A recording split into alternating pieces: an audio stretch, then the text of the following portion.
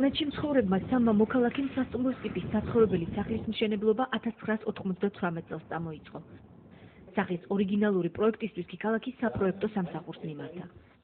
სახლის დაპროექტება წნეთში გაზრდილ ცნობილ არქიტექტორს მერაბ გაგნიძეს დაევალა.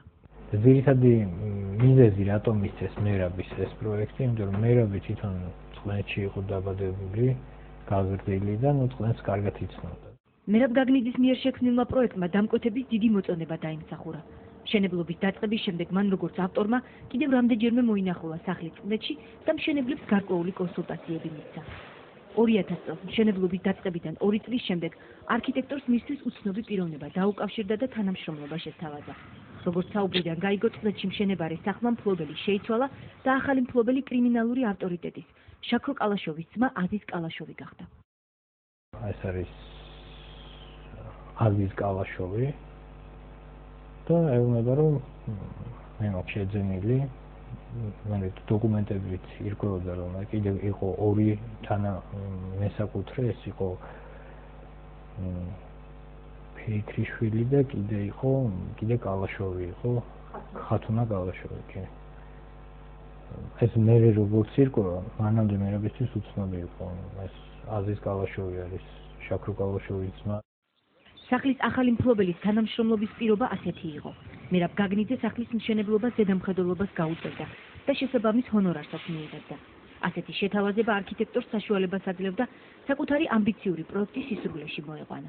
თვითონ მიდგომა მისი ყოველი თავისი პროექტისადმი არის რაღაცა მშობლის მიდგომასავით. დაბადება, მერე მისი გაზრდა და მიყვანა სრულყოფილებამდე.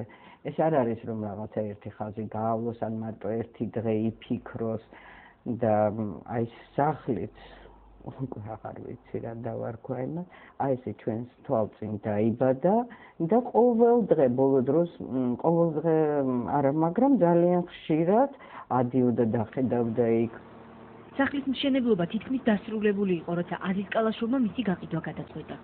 არქიტექტორ მერაბ გაგნიძეს კი შეპირებული ჰონორარის სანაცვლოდ გარკვეული თანხის დამატების შემდეგ ამავე ობიექტში წილის ყიდვა შესთავაზა. ეს ვიცი ის რომ შესთავაზეს რომ ხომ არ გინდა ყიდვა და ფული არ ქონდათ რაღაცა გადახდილი აი სამუშაოებისათვის რასაც მერაბი აკეთებდა და რაღაც შესთავაზეს ეცეთ რომ აი ამაში გამოგექვითება შენი წილი აზიზ კალაშოვი ეუბნება რომ მე მინდა ამის გაყიდვა თუ იპოვი ვინმეს შენ მეც ვეძებ მაშინ გავყიდოთ ეს შენობა და გარკვეული წილი შენ შეიძინე მერაბი მიდის თემურ უგულავასთან რომელთანაც აქვს ურთიერთობა მანამდე სასტუმრო კაზინო აჭარაში კაზინო აჭარის მფლობელი ეს თემურ უგულავა და იქ გარკვეულ ასე ვთქვათ ეხმარებოდა გარკვეულ არქიტექტურულ პრობლემების გადაწყვეტაში ეუბნება რომ არის ესეთი საქმე ყიდიან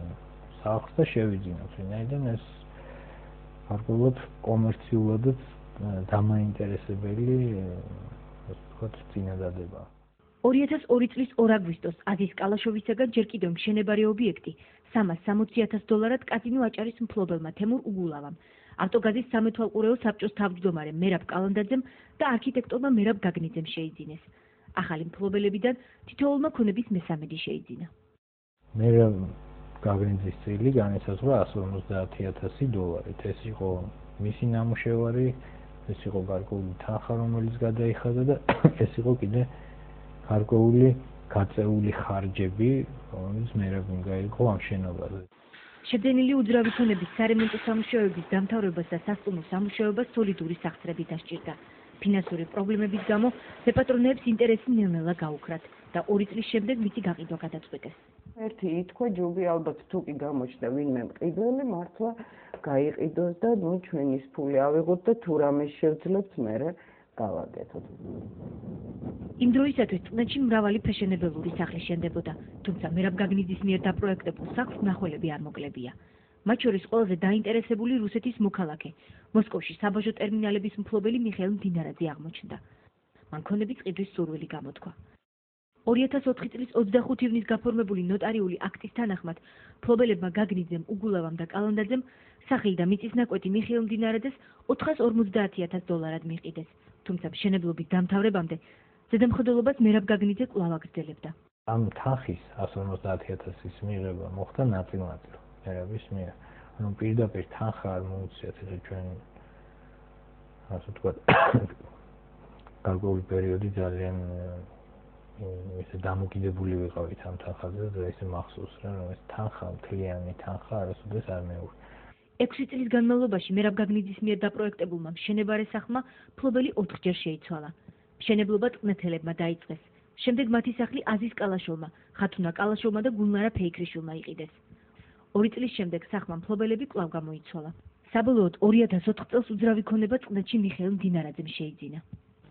ჩვენ ახლა ორივეს განკარგულებას ვიღებთ. ეს არის საქართველოს კანონი ორგანიზებული დანაშაულის და რეკეტის შესახებ და ასევე პრეზიდენტის საქართველოს ხელისუფლებამ 2006 წელს კრიმინალური ავტორიტეტების წინააღმდეგ ფართომასშტაბიანი ბრძოლა გამოაცხადა. ბრძოლა საკანონმდებლო ცვლილებებით გამყარდა. ამავე თქვა, რომ ქურდული სამყაროს წევრს შემოერთმევა ქონება.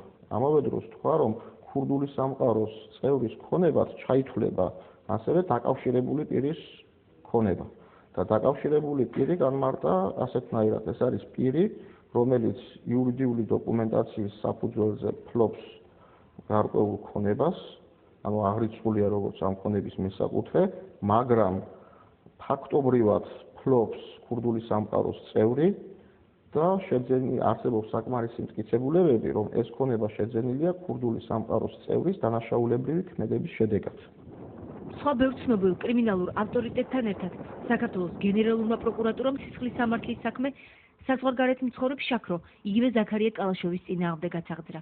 2006 წლის 13 ოქტომბერს თბილისის საქალაქო სასამართლომ ზაქარია კალაშოვს დაუსწრებლად 18 წლის თავისუფლების აღკვეთა მიუსაჯა. ამ განაჩენის გამოტანისას კალაშოვი ესპანელი სამართალდამცავების მიერ უკვე დაპატიმრებული იყო. ის ცნობილი იქნა დამნაშავედ, როგორც ქურდული სამყაროს წევრი და პირის მძევლად ხელში ჩამგდები. პარალელურად ოქტომბრის შემდეგ შევიდა სარჩელი პროკურატურისა დინარაძის წინააღმდეგ იმ საფუძვლით, რომ ქონება, რომელიც წყნეთში მდებარეობს და ირიცხებოდა ბიზნესმენ მიხეილ დინარაძის სახელზე, პროკურატურის აზრით იყო ფორმალური ხასიათის და ფაქტობრივად ის იყო კალაშოვის. პროკურატურამ ისარგებლა რა საქართველოს სამოქალაქო საპროცესო კოდექსით მინიჭებული უფლებამოსილებით, სასამართლოში შეიტანა სარჩელები ზემოთაღნიშნული და მათთან დაახლოებული პირებისათვის უკანონო და დაუსაბუთებელ საკუთრებაში არსებული ქონების ჩამოთმევის მიზნით, ვინაიდან ეს ქონება შეძენილია დანაშაულებრივი საქმიანობის გზით. არქიტექტორი მერაბ გაგნიძე შაქრო კალაშოვის წინააღმდეგ წარმოებულ წინასწარ გამოძიებაში მრავალჯერ დაიკითხა. გაგნიძე მოწმის სახით გამოდიოდა ასევე მიხეილ მდინარაძის წინააღმდეგ წარმოებულ საქმეში. არქიტექტორისაგან პროკურატურა ის მიერ დაპროექტებული სახლის რეალური მფლობელის დადგენას ცდილობდა. მოკლედ ერთ დღეს დაუძახეს მერაბის დაკითხვაზე, როგორც მოწმის და ჩამოართვეს ჩვენება. ეს ერთი კარგი ჩვენება მისცა, მერე სასამართლოზე გამოიძახეს. აი აქედან წავიდა პრობლემები და მერაბი კი ცოტა შეშფოთებული ჩანდა, რა უნდათ ვერ ხვდებიო,